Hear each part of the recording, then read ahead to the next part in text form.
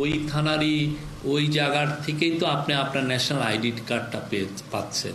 তো সেই ক্ষেত্রে আবার এখন নতুন করে কেন পুলিশ ভেরিফিকেশন করা লাগবে, বা পুলিশ ভেরিফিকেশন হয়তো বা কিছু কিছু পকেটে দরকার হইতে পারে, সব জায়গায় না। তাহলে কি আপনি পুরো প্রসেসটা আপনি দেখেন, ইন দ্য প্রসেস যেটা হয় যে আপনি এটার মাধ্যমে একটা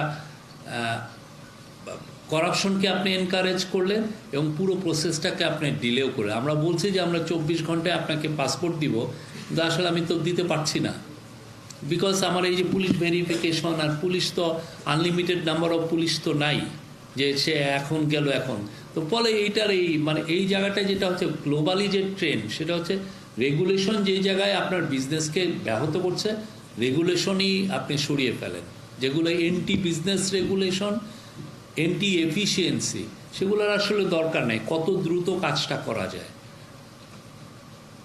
এই জায়গাগুলো আমরা চেষ্টা। যেমন ধরেন জমির ক্ষেত্রে যদি আমরা ডিজিটালাইজেশন করতে পারি, আপনার যে এখন এই যে একটা জমির গ্যাপ যাবেন, সাব রেজিস্ট্রি অফিসে ঘোরাফেরা করবেন, আপনাকে ডিড রাইটার আপনাকে একটা বুঝ দিবে, আপনি সেই ক্ষেত্রে এই জিনিসটার অনেক ধরনের হবে আপনি পাবেন।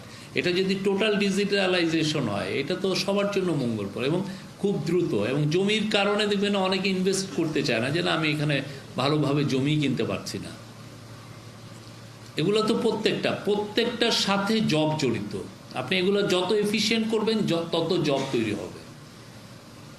আপনি এফিশিয়েন্ট করতে পারবেন না এটা। এবং আমাদের গভর্নমেন্টগুলোর সিস্টেমই ছিল যে কত স্লো করে দেওয়া, ব্যুরোক্রেসি এখানে এইটা একটা ব্যারিয়ার তৈরি করো, ওইখানে আর একটা ব্যারিয়ার করে দাও।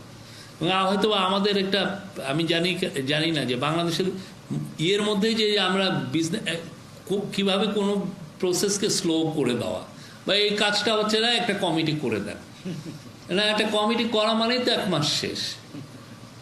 আপনি কিন্তু ডিসিশনটা এখন নিতে পারেন, তা আপনি ভয় পাচ্ছেন এই ডিসিশনটা নিলে কি ইমপ্লিকেশন হবে, ওই ভয়ে আপনি কি করলেন, আপনি না তাহলে একটা ইন্টার মিনিস্ট্রিয়াল কমিটি করে দেন। ইন্টার মিনিস্ট্রিয়াল কমিটি আপনার তখন সুযোগ পেয়ে যায়, সে বলে যে আমরা একটা 3টা মিটিং করে অন্তত একটা। তো আপনি দেখেন যেই জিনিসটা আজকে আপনি ডিসিশন নিতে পারলেন, এটা একটা কমিটি করলেন, কমিটি করার পরে 3-4 দফা ইন্টার মিনিস্ট্রিয়াল মিটিং হওয়ার পরে যা ওই ঠিকই ওই জিনিসটাই হলো, বাট 3 মাস পরে। ততদিনে হয়তো বা একটা ইনভেস্টর আর বাংলাদেশ না দরকার নাই বাংলাদেশে, তার কাছে তো এভরি ডে কাউন্টস। এই জায়গাগুলো আমাদের আসলে অ্যাড্রেস করা হয়নি। এই জায়গাগুলো খুব, যেই ফিউচার গভর্নমেন্টে যেই আসবে তার মনে রাখতে হবে যে এভরি আওয়ার কাউন্টস। আপনি একদিন দেরি করে, আমরা কোরিয়ান ইপিজেডে আমরা দেরি করার কারণে আমরা বিলিয়নস অফ ডলার্স ইনভেস্টমেন্ট হারিয়েছি। কিভাবে হারিয়েছি?